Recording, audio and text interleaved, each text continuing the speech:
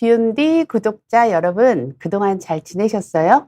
9월이기는 한데 아직도 날씨가 꽤 더운 것 같습니다. 그래서 오늘 제가 짧은 팔을 입고 왔는데 이렇게 이제 여름이 지나가도 우리 피부는 계속 축축 늘어지고 건조해지기 쉽고, 그러니까 뭔가 좀 영향을 주고 싶다라고 생각하시는 분들이 분명히 있지 않을까라는 생각을 합니다.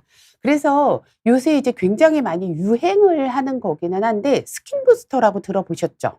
이 스킨 부스터라는 게 어떻게 보면 우리 피부에 좀 물을 좀 뿌려주고 영양분을 뿌려주는 그런 역할을 한다라고 생각을 하시면 되는데, 이 스킨 부스터가 정말 그야말로 대유행이라는 생각이 들어요. 이 스킨 부스터의 그 제품을 파는 회사들은 엄청나게 잘 나가고 돈도 진짜 많이 벌고 수출도 되게 많이 하는데, 정작 이 스킨 부스터가 어떤 건지, 내 피부에 맞는 건지 이런 것들을 모르시는 분들이 되게 많은 것 같아요. 그래서 오늘부터 제가 이제 며칠에 걸쳐서, 그러니까 질문도 받아야 되고 설명도 좀 해야 되니까 이 스킨 부스터라는 게 어떤 건지, 그리고 내 피부에 어떤 게 잘 맞는지, 그리고 이제 비교를 해야 될 것들이 꽤 많거든요. 그래서 조금 대장정이라고 생각을 하시면 될 것 같습니다. 그래서 이제 차근차근하게 제가 설명을 해 드리도록 할 테니까, 한번 궁금한 거 있으면 다 댓글에 달아주시면 좋을 것 같아요. 그래서 제가 아는 범위 내에서 다 설명을 드리고, 이 스킨 부스터 이외에도 피부과적으로 궁금한 거 있으시면 다 댓글 달아주세요. 제가 성심성의껏 열심히 대답을 해 드리도록 하겠습니다. 그러면 일단 먼저 스킨 부스터 중에서 아주 대표적인 게 있어요. 대표적인 게 뭐냐면 주베룩이라는 거, 그다음에 리쥬란이라는 거를 가장 많이 하는 것 같습니다. 그중에서도 주베룩에 대해서 얘기를 좀 드리려고 하는데요. 제가 주베룩을 언제 처음 접했고 어떤 데 많이 사용을 하는지 알려드리려고 해요. 제가 이제 주베룩에 대해서 제 유튜브에서도 굉장히 많이 설명을 했는데, 여전히 헷갈려 하시는 분들이 굉장히 많습니다. 이 주베룩을 볼륨을 채우는 데 사용을 하는 것 같기도 하고, 얼굴을 반질반질하게 하는 물광주사 대용으로도 사용을 하는 것 같기도 하고, 도대체 이게 무엇이지? 이제 아줌마들 만나면 맨날 이런 피부과 시술 얘기 되게 많이 하는데, 제가 가만히 들어보면요, 제대로 아시는 분이 한 명도 없더라고요, 진짜. 그냥 목소리 큰 사람들이 이기는 그런 대화인 것 같더라고요. 그래서 오늘 제가 조금 유식하게 알 수 있도록 얘기를 해 드리겠습니다. 스킨 부스터라는 것이 무엇인가 한번 보도록 할게요. 음. 이제 우리가 나이가 들어가는 거에 대해서 좀 알아야 되는데요. 우리 피부가 왼쪽에 있는 얼굴 사진은 탱글탱글하게 예쁘죠. 오른쪽 사진은 이제 주름이 많이 생기고 힘이 없어졌단 말이에요. 피부 안쪽을 들여다 보니까 여기 보면 이렇게 성긴 조직이 있는데, 왼쪽은, 오른쪽은 이렇게 더 힘이 없어진, 굉장히 비어 있는 조직이 되어 가는 거죠. 그래서 여기 보면 이제 젊은 사람들의 조직은 콜라겐하고 이런 히알루론산이 빡빡하게 있는데, 나이가 들수록 얘네들이 없어져 버리니까 바람 빠진 풍선처럼 된다는 거예요. 35세, 45세, 55세에 걸쳐서 이렇게 팍팍 피부가 늘어지는 겁니다. 근데 제가 보면 피부가 나이가 들어가는 거는 당연한데요, 급노화가 되는 시기가 있는 것 같아요. 이게 이제 논문에서도 나와 있는데, 제가 임상적으로 우리 환자들을 보면서 느끼는 게 35세 때 굉장히 한번 확 내려오는 시기가 있는 거고, 제가 이제 55세를 코앞에 뒀잖아요. 55세가 되면서 확 내려가는 것 같아서 엄청 무서워하고 있습니다. 그리고 이제 3차 공습은 75세 때 한번 내려오는 것 같아요. 그래서 이제 구독자분들 내 나이가 몇 살인지 보면서 '아, 내가 대비를 해야겠구나.'라고 생각을 하시면 좋을 것 같습니다. 질문이 들어와서 질문을 좀 대답을 할게요. 리쥬라는 많이 아프다고 들었는데, 주베룩은 안 아픈 대신 효과가 조금 떨어지는 건가요? 굉장히 좋은 질문을 하셨어요. 이 리쥬라는요, pH가 좀 높기 때문에 피부 안에 들어갔을 때 굉장히 통증을 많이 느끼는 걸로 유명합니다. 근데 주베룩도 뭐 안 아프다고 할 수는 없어요. 이게 통증이요. 들어가는 레벨에 따라서 굉장히 다르기 때문에 진피내로 들어가면 그냥 식용수를 넣어도 굉장히 아픕니다. 근데 쪼끔 깊이 넣으면 별로 안 아프긴 하거든요. 이게 깊이에 따라서 어떻게 목적이 무엇이냐에 따라서 통증이 좀 달라질 수가 있고 표면에 들어가는 게 훨씬 아파요, 깊이 들어가는 것보다. 그래서 표면에 들어갈 때는 안 아프게 하기 위해서 다른 도구들을 굉장히 많이 쓰는 추세긴 하거든요. 그러니까 둘 다 아픈 거는 비슷하다. 리쥬란이 pH 때문에 쪼끔 더 아프다라고 생각을 하시면 되고 들어가는 깊이에 따라서 다르긴 한데 용도에 맞춰서 통증이 쪼끔 달라질 수 있다. 효과는 리쥬란은 리쥬란대로 해야 되는 경우가 있고 주베룩은 주베룩대로 해야 되는 경우가 있기 때문에 두 개가 뭐 '효과가 떨어진다. 얘가 더 좋다. 얘가 더 좋다.'라고 비교하는 거는 쪼끔 쉽지는 않을 것 같습니다. 그리고 이제 질문이 들어온 김에 하나 질문을 더 받도록 하겠습니다. 히알루론산은 먹는 것도 효과가 있나요? 아무래도 피부에 바르는 게 더 효과가 좋을 것 같습니다.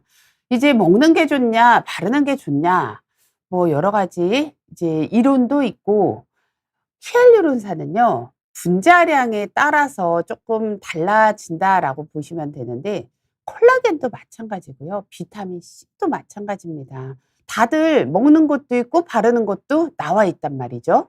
근데 먹는 게 효과가 있다 없다라고 얘기를 하기보다는 저는 피부가 너무 건조하고 피부가 너무 푸석푸석하다 하면 히알루론산, 뭐 콜라겐 이런 거 먹는 거 추천을 드리고요.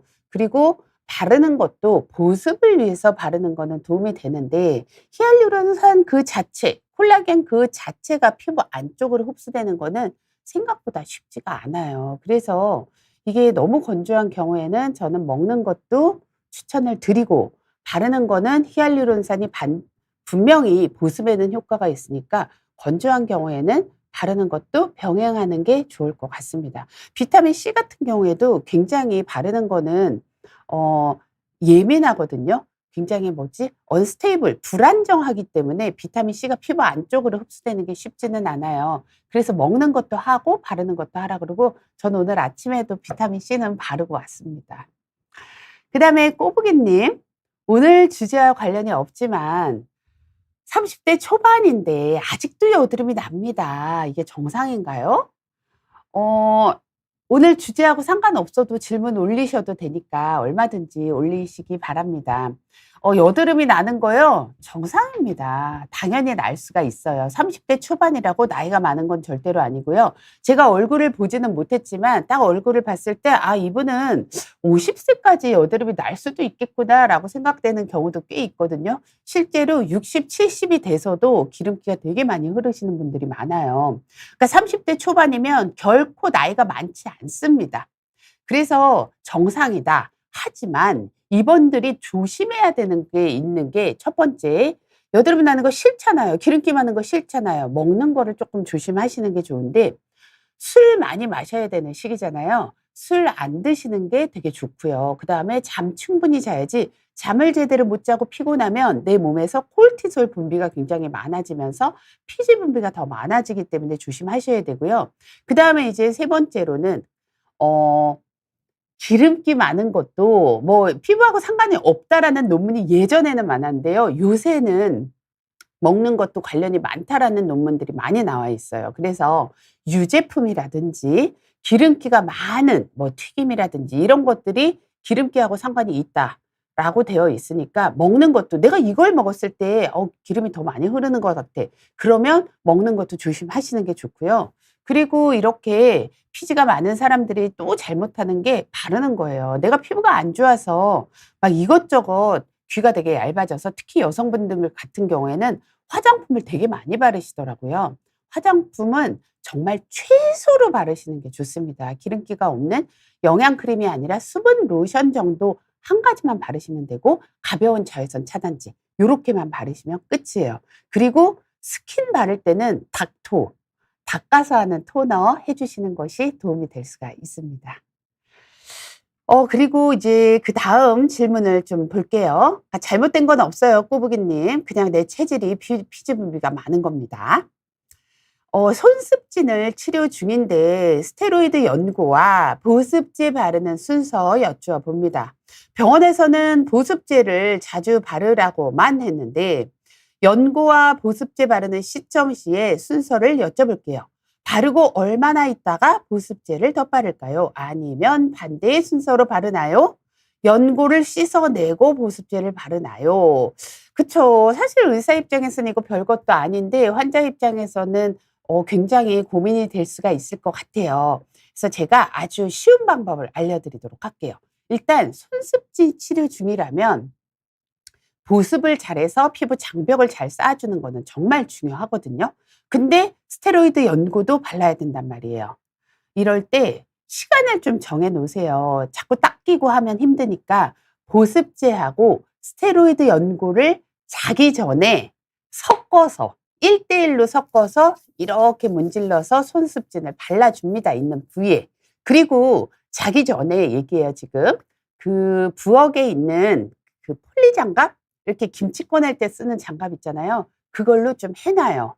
그러면 이게 흡수가 되게 잘 돼요. 이거를 밀폐요법이라고 하거든요. 요렇게 한 5분 정도 하면 흡수가 굉장히 잘 됩니다. 보습 성분도 흡수가 잘 되고 스테로이드 연고도 흡수가 잘 되겠죠. 요렇게 싸 놓고 흡수를 한 다음에 5분 있다가 빼요. 그러니까 충분히 바른 다음에 이렇게 하겠죠. 그러고 나서 휴지로 살살살살 톡톡톡톡 아니면 그 수건 같은 걸로 톡톡톡톡 꺼내요. 그래서 끈적이지 않은 상태로 그냥 자면 됩니다. 그게 끝이에요.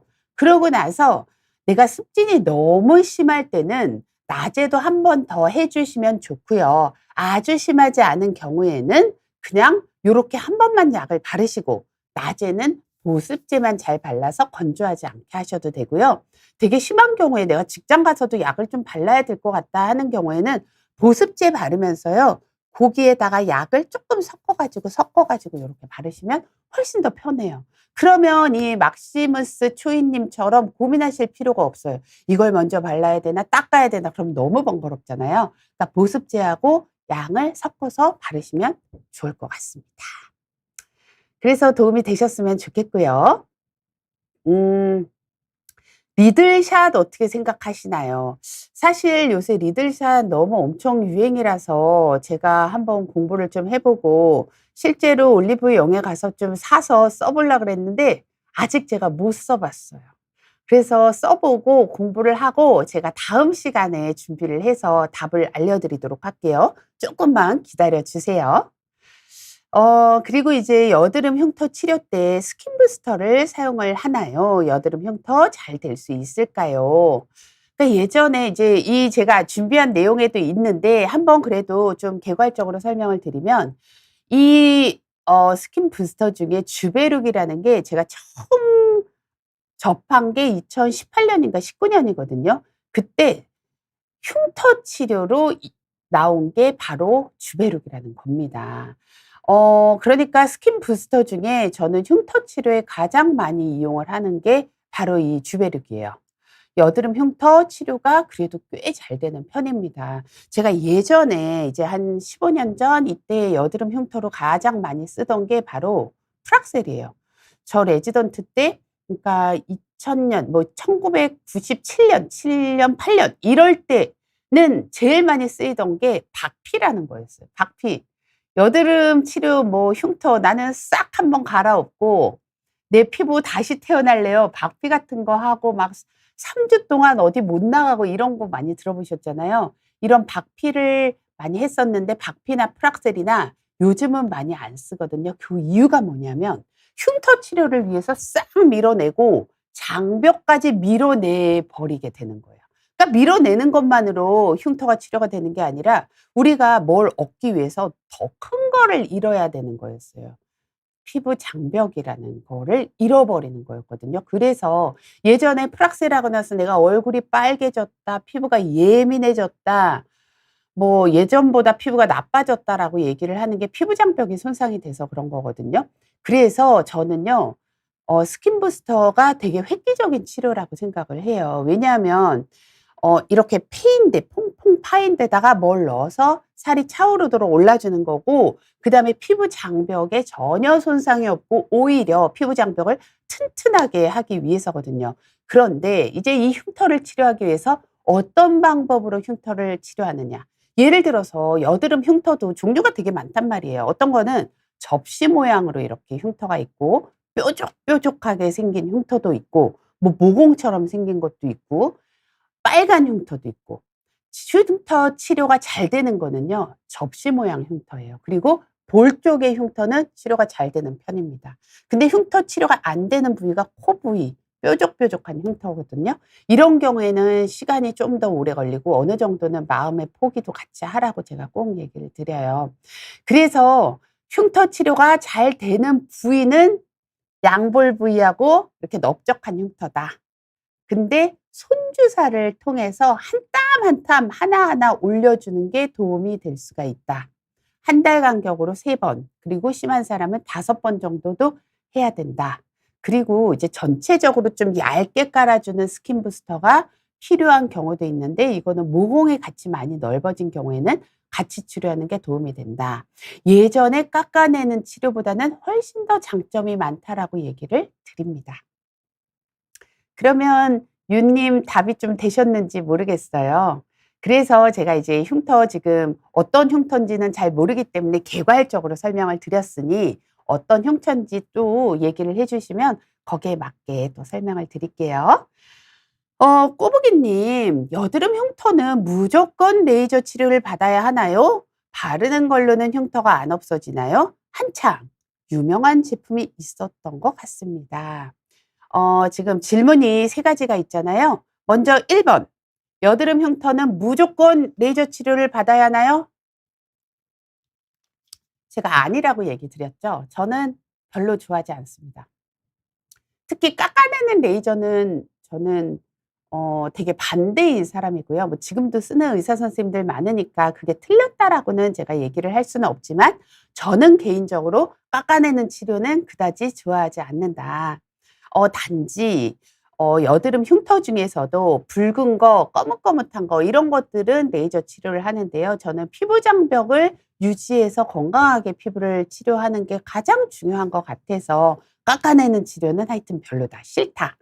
그다음에 그러니까 레이저 치료 무조건 할 필요 없이 뭐 붉은 거나 까뭇까뭇한 걸 없애기 위해서는 필요할 수도 있다. 깎아내는 거는 되도록이면 안 하는 거를 저는 추천을 드린다. 바르는 걸로는 흉터가 안 없어지나요? 바르는 흉터라는 게요, 흰 흉터가 있고 빨간 게 있고 거뭇거뭇한 게 있단 말이에요. 바르는 거하고 빨간 거하고 거뭇거뭇한 거는 바르는 걸로도 조금 좋아질 수가 있고 레이저로도 좀 좋아질 수가 있습니다. 하지만 페인 흉터는요, 바르는 걸로는 조금 좋아지기가 쉽지는 않은 것 같아요. 그래서 페인 흉터는 바르는 걸로 큰 기대는 하지 않는 게 좋다. 그다음에 한창 유명한 제품이 있었던 것 같은 게, 제가 보면 비타민 A 크림을 얘기를 하거나 아니면 뭐 시카케어? 시카케어 같이 시카플라스트 계열의 붉은 거나 흉터 방지 연고, 이런 것들을 얘기하는 게 아닌가라는 생각을 하는데요. 이런 연고들은 대부분 페인 흉터를 좋아지게 하는 거는 초기에, 그러니까 옛날 흉터는 페인 거 잘 안 올라오고요. 내가 이제 다친 게 한 뭐 몇 달 됐어, 한 6개월 정도 됐어, 그때는 이제 바르는 게 도움이 돼요. 페인 것도 올라올 수 있습니다. 근데 너무 오래돼서 페인 게 딱 자리를 잡았을 때는 바르는 게 별로 도움이 안 되고요. 이런 제품들은 그러니까 초기에 치료를 잘하면 도움이 될 수 있다라는 거예요. 그러니까 흉터가 언제 생겼는지가 치료를 할 때 굉장히 중요한 거예요. 그다음에 이제 쭈님, 원장님 안녕하세요. 네. 이제 저는 딱 35살입니다. 출산한 지 100일 됐는데 어머 축하드려요. 근데 너무 늙은 것 같다. 시술이 고민된다. 주베룩하고 미라젯 3회 또는 써마지 1회, 어떤 게 더 만족스러울까요? 네. 굉장히 고민이 될 것 같긴 한데요. 제가 쭈님의 얼굴을 봐야지 이거는 정말 딱 정해 줄 수 있을 것 같습니다. 만약에 내가 탄력이 떨어져 있다, 모공이 좀 넓다, 이런 경우에는 저는 써마지 1회가 더 나을 것 같기는 하고요. 그다음에 주베룩하고 미라제 3회가 더 좋은 경우는 음 뭔가 좀 건조하다.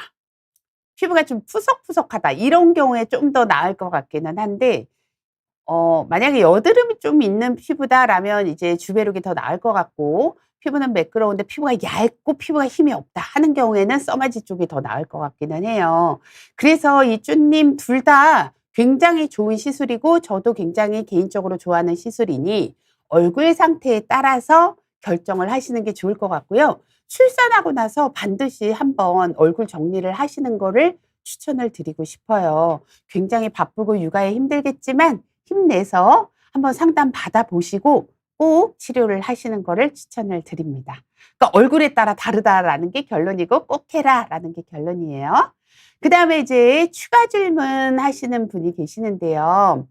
보습제라고 하는 것이 병원 처방 보습제인가요? 아니면 일반 핸드크림도 괜찮은가요?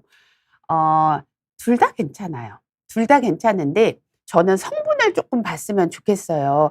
이 손습진 중에서도 각질이 진짜 많이 일어나고 막 거칠거칠한 그 경우가 있고 좀 빨갛고 많이 가려운 경우가 있거든요.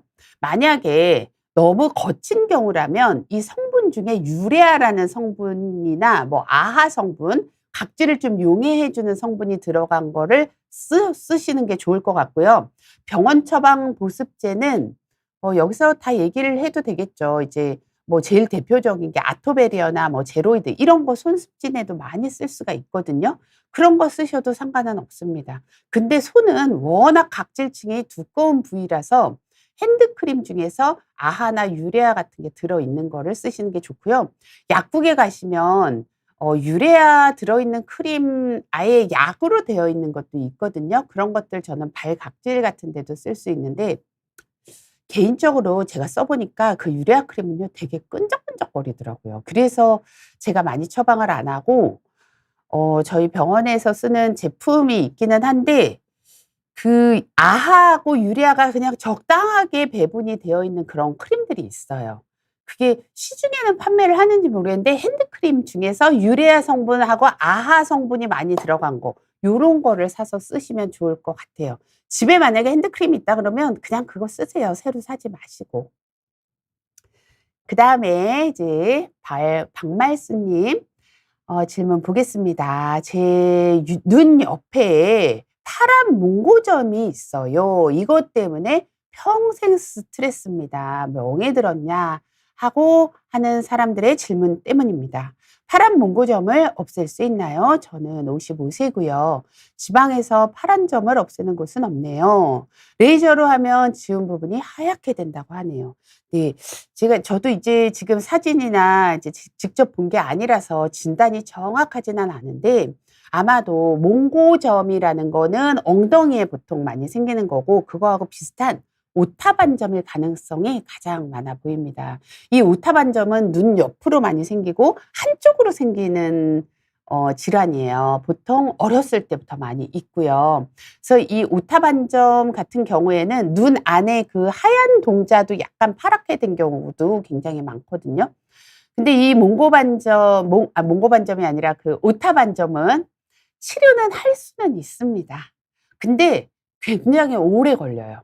그래서 이분 같은 경우에 '내가 이게 너무 평생 스트레스다.' 하면 치료를 한번 시도를 해 보는 것도 괜찮을 것 같기는 해요. 자주 치료를 받을 필요는 없고요. 한 달에 한 번 정도. 만약에 지방이라면 지방에 있는 대학병원에는 이 레이저가 거의 다 있습니다. 그래서 지방에 있어도 쪼끔 도시로 나가면 레이저가 반드시 있거든요. 이게 그렇게 드문 질환이 아니고 꽤 하는 병원들이 많기 때문에 한 달에 한 번씩 빨리 없어지는 사람은 뭐 한 5 번에서 10번 더 오래 걸리는 경우도 있긴 하니까 좀 기간을 두고 하시는 게 좋아요. 너무 세게 하는 경우에 지운 부분이 하얗게 될 수도 있기 때문에 세게 안 하고 길게 좀 보고 어 가시는 게 부작용의 확률을 낮출 수가 있는 거죠. 그러니깐 "한번 가 보셔라." 그다음에 빨리 할 생각하지 말고 조금 길게 보고 서서히 없어지는 거. 화장으로 좀 가려지는 정도만 돼도 여자들은 훨씬 더 기분도 전환이 되고 좋거든요. 그러니까 한번 가서 상담을 해 보시고 시도는 해 보시는 게 좋을 것 같습니다. 네. 오타모반이라고 생각이 들어요. 네. 질문이 많아서 아주 좋았어요. 한번 제가 또 준비한 슬라이드를 보면서 보겠습니다. 이제 나이가 들면서 콜라겐들이 없어지기 때문에 이렇게 주름이 많이 생기게 됩니다. 35 세, 55 세, 75 세를 우리가 생각을 하면서 우리가 노화를 한번 대비를 해 보자고요. 이제 주베룩이라는 게 무엇인지 한번 봐야 될 것 같은데요. 이 주베룩이 아까 막 흉터에도 쓴다, 뭐 스킨 부스터로도 쓴다 하는데 이게 종류가 두 가지가 있기 때문에 굉장히 많이 혼동을 하는 겁니다. 그냥 주베룩, 일반 주베룩이라는 게 있고요. 주베룩 볼륨이라는 게 있어요. 근데 이 주베룩이라는 거는 PDLLA 성분인데 젖산이라는 성분 중에 일종이에요. 그러니까 굉장히 자연 친화적이다라고 생각을 하시면 되고, 가장 중요한 역할이 뭐냐면 피부 안쪽에 들어가서 섬유아세포를 자극을 해서 콜라겐을 만들도록 유도를 합니다. 섬유아세포라는 게 뭐냐면요, 콜라겐의 엄마세포다라고 생각하시면 돼요. 엄마예요. 섬유아세포가 자극이 되면 콜라겐들이 막 만들어지는 거예요. 콜라겐들아 생겨라 생겨라. 근데 나이가 들수록 섬유아세포가 일을 잘 못하니까 콜라겐들이 자꾸 줄어드는 거거든요. 근데 이 섬유아세포를 자극을 하는 거예요. 야, 이래 이래 빨리 만들어 만들어, 이렇게 하는 게 주베룩의 역할인 거예요. 그러니까 콜라겐을 간접적으로 형성을 시켜주는 거죠. 그래서 아까 두 가지 종류가 있다 그랬잖아요. 그냥 주베룩은 입자가 좀 더 작아요. 그렇게 이제 평균이 한 24 마이크로미터 정도가 되는 거고, 주베룩 볼륨은 입자가 좀 더 큽니다. 한 51 마이크로미터 정도가 돼요. 그래서 이 성분들이 훨씬 더 이 용량들이 다르다라는 거. 그래서 주베룩은 입자가 작다, 주베룩 볼륨은 입자가 크다 생각하면 되는데, 주베룩은 표면에 그래서 주입하는 게 대부분이에요. 안으로 너무 들어가게 되면 얘네들이 녹아서 다 없어져 버리거든요. 그런데 그 반면에 주베룩 볼륨이라는 거는 볼륨을 주기 위해서 만든 거기 때문에 입자가 크죠. 깊은 층에 들어가서 볼이 이렇게 볼이 이렇게 없으면 좀 나이 들어 보이잖아요. 그래서 볼륨을 주는데 저는 여기에 가장 많이 사용하는 게 주베룩 볼륨입니다. 그래서 주베룩하고 주베룩 볼륨이 다른 위치에 들어가요. 그래서 주사 방법도 다르고 바늘의 크기도 다르고, 왜냐하면 큰 주베룩 볼륨을 너무 바늘로 하면 이 피부 안쪽으로 들어가다가 그 바늘에 의해서 다 분해가 돼서 없어져 버리거든요. 그래서 디자인도 당연히 다르게 잡아야 됩니다. 그래서 주베룩이라는 게 있고 주베룩 볼륨이라는 게 있다. 요것만 기억하시면 돼요. 들어가는 깊이가 다르다. 그래서 이제 콜라겐이 이제 피부 안쪽에서 다시 이렇게 재생이 되도록 유도하는 게 바로 주베룩이다라고 생각하시면 되는데, 요거를 도와주는 게 주베룩이라는 거예요. 요 안쪽에서 도와주는 게 주베룩 볼륨이고, 보이시죠? 이 이물질이죠. 어떻게 보면 주베룩이나 주베룩 볼륨이 들어가는 거는 주베룩 그 이물 반응이 나타나면서 힐링이 되면서 콜라겐이 형성이 되는 겁니다. 그리고 콜라겐이 이렇게 빡빡하게 채워지는 게 이 콜라겐이라는 그 주베룩의 역할인 거죠. 그래서 특히 스킨의 텍스처, 그러니까 피부 결이 좋아지고, 그다음에 링클도 좀 좋아지고 타이트닝도 되고 피부도 좀 환해지겠죠. 콜라겐이 많아지면 피부가 좀 환해집니다. 그리고 피부가 좀 단단해지는 효과가 있는 거라고 볼 수가 있는 거죠. 그래서 보면 이 PDLLA를 인젝션 한 후에 우리가 티슈가 피부 안쪽에 어떻게 변했는지 이렇게 보니, 시술 6개월 후에 이런 진피 내에 ECM이라는 게 증가된 거를 볼 수가 있어요. ECM이라는 거는 뭐 콜라겐하고 그 주변에 있는 그 히알루론산 이런 것들을 다 얘기를 할 수가 있는 거거든요. 이런 것들이 다 증가됐다는 거를 볼 수가 있는 반면에 주베록 입자 자체는 남아있지 않고 거의 다 녹아서 없어진 거를 확인을 할 수가 있으니까 훨씬 더 '아 내 피부 안에 이물질이 있다.'라고 생각을 할 필요가 없는 거죠. 그러니까 대부분 필러 같은 것들은 이물질이 들어가는 게 엄청 싫기 때문에 어 싫은데, 이 주베록은 내 콜라겐만 만들어내고 자기는 없어지니까 좋은 거죠. 네. 네. 병명도 정확하게 못 듣고 답답했다고 우리 박말수 님이 이제 또 얘기를 해 주셨네요. 뭐 정확한 건 아니지만 아마 맞을 것 같습니다. 근데 "피부가 굉장히 얇은데 레이저를 해도 괜찮을까?"라고 질문을 주셨거든요. 이거는 당연히 피부과 전문의 선생님께서 알아서 해 주실 문제라고 저는 봅니다. 그러니까 피부가 두꺼운 사람, 피부가 얇은 사람, 그리고 색소가 진한 사람, 약한 사람, 그러니까 옅은 사람 있겠죠. 거기에 따라서 레이저를 똑같이 할 수는 없어요. 그러니까 우리가 요리를 할 때 불 조절을 잘해야 되는 것처럼 레이저를 할 때도 그 에너지 조절, 그다음에 에너지 샷수 조절을 정말 잘해야지 좋은 결과를 볼 수가 있고 부작용도 적을 수가 있거든요. 그래서 피부층이 얇다고 너무 걱정할 필요 없이 경험이 많은 선생님한테 찾아가서 하시면 좋을 것 같아요. 그러면 보고 '얼마나 오래 걸릴 것이다.' 아니면 뭐 심지어는 하지 말라고 하는 선생님도 있을 수가 있고요. "이건 한번 해 보자. 최선을 다해 보자."라고 얘기를 해 주시는 선생님도 있을 겁니다. 그러니까 레이저라고 너무 겁먹을 필요 없이요. 나한테 맞게 잘하면 굉장히 도움을 많이 받을 수가 있습니다. 그래요. 그러면 다음에 또 볼까요? 또 주베룩에 대해서. 그래서 1주 있다가 보면 요렇고, 6 개월 있다 보니까 콜라겐이 이렇게 빡빡해진 거를 볼 수가 있고, 보이시죠? 어 이렇게 주베룩을 하고 나서 콜라겐이 엄청 많이 형성돼 있는 거 볼 수 있고, 요거는 주베룩 입자예요. 주베룩 입자는 6 개월이 지나니까 이렇게 거의 다 많이 사라진 거를 볼 수 있다.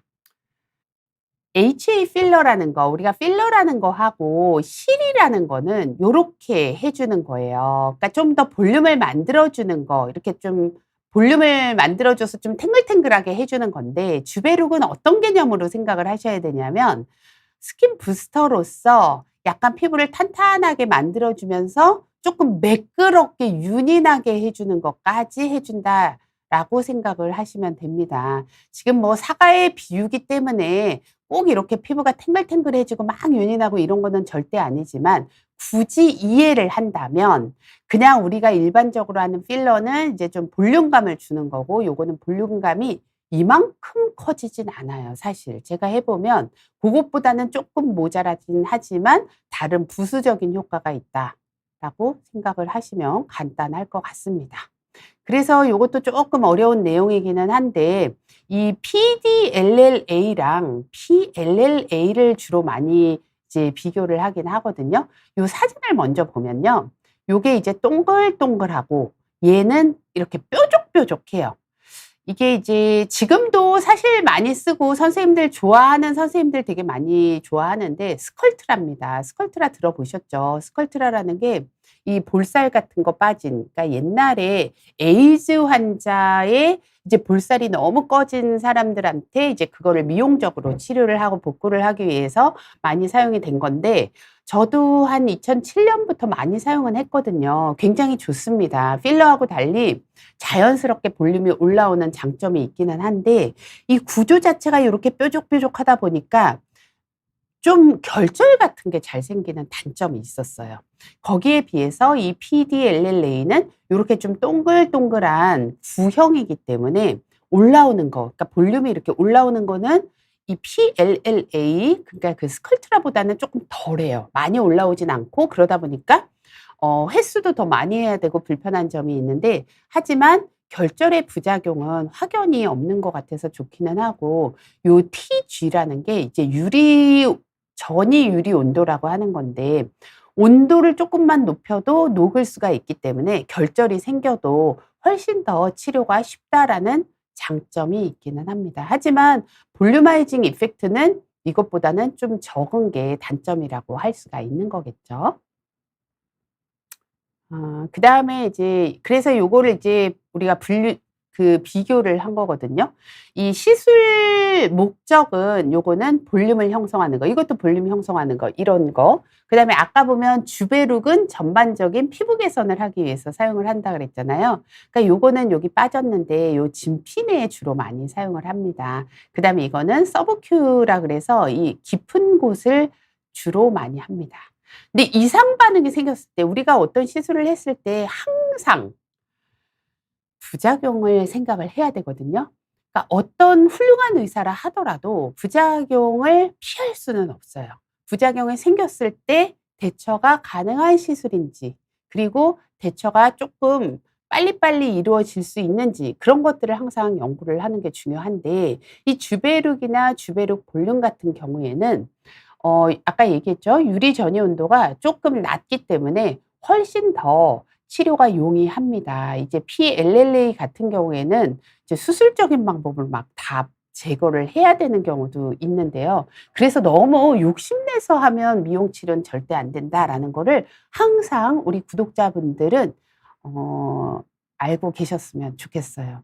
그러니까 욕심이 화를 부른다는 거는 진짜 이 인생의 진리인 것 같습니다. 그래서 내가 이만큼 좋아지고 싶더라도 요만큼에서 그냥 만족을 하고 약간 불만족스러운 거는 조금 받아들이는 게 저는 좋은 것 같기는 해요. 그래서 오늘은 여기까지 밖에 못해서 좀 아쉽기는 하지만 다음번에도